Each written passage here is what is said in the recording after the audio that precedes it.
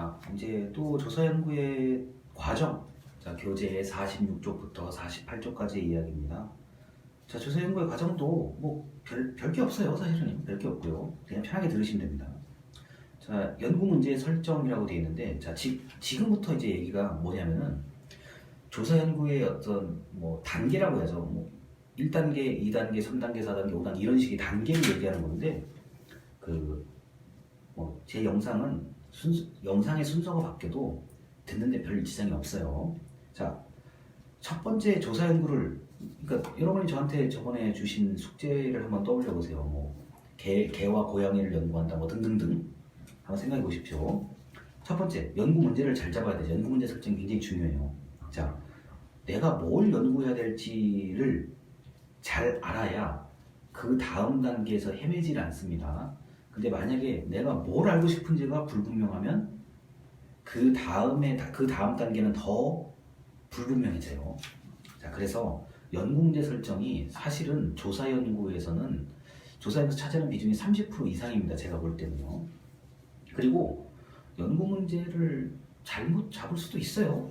사람들이 처음부터 완벽하게 하려고 너무 많은 신경을 쓰는데, 처음부터 연구 문제를 잘 잡으면 그게 비정상이죠. 실수할 수도 있고 틀릴 수도 있습니다. 근데 틀린 거나 실수하는 것을 알려고 한다면 본인이 좀 사전에 좀 자료조사 좀 해보고 연구에 경험이 있는 사람, 유경험자에게 좀 물어볼 수도 있죠. 얼마나 좋아요, 요새요. 전화로 물어보고 카카오톡으로 물어보고 물어볼 수 있죠. 당연히 뭐 그건 그래야 되는 거고요. 처음부터 안 물어보고 본인이 알아서 다 잘하면은 전부 다 뭐 다 잘하게요. 그건 아니에요. 자, 문제를 처음에 잘 잡는 게, 설정하는 게 모든 면에서 유리하다. 그 다음 단계에서 다 유리하다. 그리고 예전에 한번 설명을 드렸을 거예요. 자료 문헌 연구라고 하죠. 자, 이미 연구된 내용이 있는지를 잘 찾아보려는 노력이 중요합니다. 자, 대학생에 관련된 연구는 많아요. 그러니까 대학생이 연구 대상인 연구는 현재 제가 알기로 많고요. 그 다음에 취업에 관련된 것도 만만치 않게 많습니다. 자, 원래 취업에 관련된 연구는 이제 경제학에서 이제 좀 더 다루고 있는 거고요. 자, 뭐 행정학에서 다루는 연구도 뭐 이런 거죠. 뭐 주민의 만족도, 공무원의 스트레스, 뭐 이런 거 전부 다 이미 연구가 많이 돼 있습니다.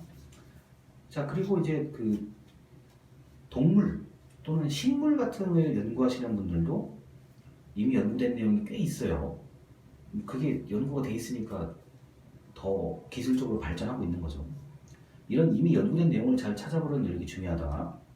그리고 이제 아주 연구를 잘 하시는 분들도 실수하는 경우가 뭐냐면은, 연구 문제, 내가 뭘 연구하는 것 자체가 그 문제 자체가 복잡해지면은 연구하기가 어려워요. 자, 다시 말해서 나는 대학생의 스트레스의 원인이 되는 것을 찾고 싶다.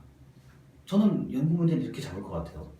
그냥 간결하고 명확한 하나의 문장으로 표현할 수 있는 그런 연구 문제로 저는 생각을 할 것 같아요. 자, 근데 대학생이 너무 넓잖아요. 이것도 벌써 오류가 있는 거죠. 자, 그래서 저는 특정한 대학교의 학생들이 왜 스트레스를 받는지 알고 싶다. 자, 그 특정한 대학교 안에서도 벌써 거기서도 넓어요. 어떻게 보면요. 자, 그러면 인문사회 계열인지, 아니면 인문 계열인지, 사회 계열인지. 자, 사회 계열인데 무슨 학과가 있는지, 뭐 학년별로, 성별로.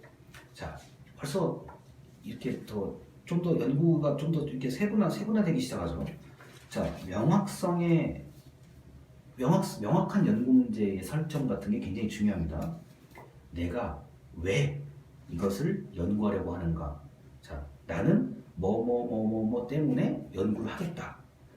그런데 이렇게 지금 제가 말하는 것도 뭐 여러 가지 면에서 틀릴 수도 있고 또 저하고 생각이 다를 수도 있습니다. 그래서 연구 문제 설정은 처음부터 잘하려고 하면은 부담스러워서 못해요. 그래서 널리 좀 찾아보고, 기존에 내 생각과 비슷한 연구들을 찾아보고, 자, 나쁜 말로 이런 거죠. 내가 하고 싶은 어떤 거를 누가 했던 게 있을 수 있잖아요. 그러면은 적당한 수준에서 한 번쯤 모방하는 것도 나쁘지 않습니다. 원래 이렇게 모방을 잘해야 돼요. 잘 베껴야 그 중에서 한 번쯤 창의성, 나만의 것을 좀 찾을 수가 있지. 어떻게 갑자기 없는 데서 어떻게 찾아요? 그거는 아닌 것 같아요, 제가 보니까. 자, 그 연구 문제 설정 단계에서 이제 두 번째 단계, 가설 형성이요. 자, 연구에서 알아보고자 하는 변수 사이의 가정. 자, 가설은 아직 예비적인 거예요. 나의 가설이 맞을 수도 있고, 틀릴 수도 있고, 가설 자체가 잘못될 수도 있습니다. 자, 이런 거예요. A가 B에 영향을 주었을 것이다. 자, 또는 뭐 이런 거요. A와 B가 차이가 있을 것이다. 지금 뭐뭐 할 것이다잖아요. 자, A가 B에 영향을 주었을 것이다 라고 가설을 내가 나름대로의 가정을 했는데 막상 연구해보니까 영향을 준 게 아니에요. 영향을 주지 않았다고 나오면은 뭐 내 가설이 틀린 거죠. 그런데 틀렸다고 해서 이게 의미가 없는 게 아닙니다. 아니, 예를 들어서요. 내가 아무것도 안 해보고 정답을 내가 다 발견을 해요. 그러면 그것이 인간이 아니죠. 어떻게 보면 신의 영역이에요. 그거는 내가 안 해보고 어떻게 다 알아요. 그래서 가설은 일정한 수준에서 가설을 설정하고 그것이 맞을 수도 있고 아닐 수도 있어요. 거기에 대한 스트레스를 받으시면 안 됩니다. 물론 내 가설이 맞으면 그것이 입증이 되면 좋겠죠.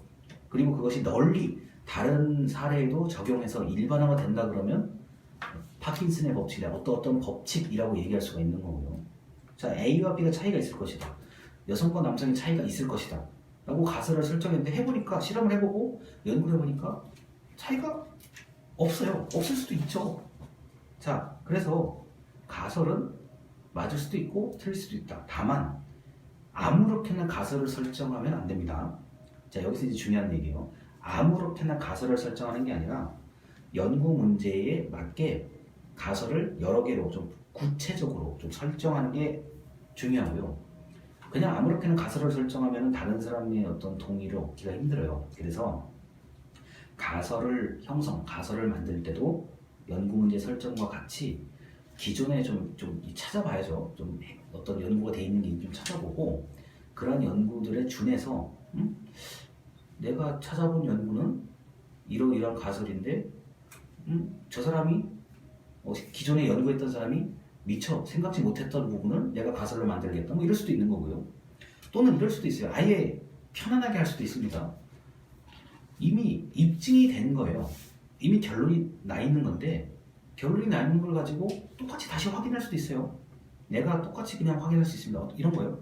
1980년대에 뭐 결론을 이제 도출했던 것을 10년 뒤 90년도에도 할 수 있고 2000년도에도 할 수 있고 똑같이 확인해 볼 수도 있어요. 아예 연구 자체를 확인해서 한다 그러면은 근데 확인해서 하는데 10년 전과 결과가 좀 상당히 다르게 나왔다. 그러면 의미가 있는 거죠. 또는 10년 전하고 똑같이 해봤는데 결과가 똑같더라. 그것도 의미가 있을 수 있어요. 그래서 이 연구 문제의 설정과 가설의 형성까지 지금 단계를 두 개만 얘기한 겁니다. 이 두 개의 단계는 나름대로의 좀 조사를 좀 해봐야 돼요. 그리고 처음부터 잘할 수가 없고 이게 무조건 내 가설이나 내 연구 문제가 옳다, 그르다 이렇게 생각하시면 안 되고요. 뭐 맞다, 틀리다 너무 거기에 집착하셔도 제가 볼 때는 오히려 연구하는데 엄청난 불편함이 있습니다. 특히 기업에 가실 분들도 마찬가지예요. 이거는 연구자뿐만 아니라 기업에 가실 분도 마찬가지인데 충분히 기존의 연구가 된 것, 조사된 것을 좀 참고하신 다음에 아이디어를 찾아내는 게 여러모로 효율성 면에서 더 좋습니다. 자, 그래서 조사 연구의 과정 46쪽부터 48쪽까지의 이야기를 여기까지 마치겠습니다. 네, 감사합니다.